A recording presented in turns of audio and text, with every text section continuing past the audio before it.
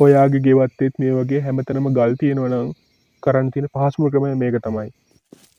මුලින්ම වත්තේ තියෙන ගල් ටික එක තැනකට එකතු කරගන්න කවර එකට. ඊට පස්සේ මේ වගේ සුදුසු තැනක් හොයලා එතන සාමාන්‍ය ගානට ගල් ටික යට කරන්න පුළුවන් ප්‍රමාණය වලක් හාරගන්න. ඊට පස්සේ අපි මේ එකතු කරගත්තු ගල් ටික මේ වගේ හාරගත්තු වලට දාන්න. කට මට්ටමටම ගල් දාන්න නැතුව චුට්ටක් පස් දාන්න පුළුවන් වෙන්න ඉඩ තියලා ගල් පුරව ගන්න වලට.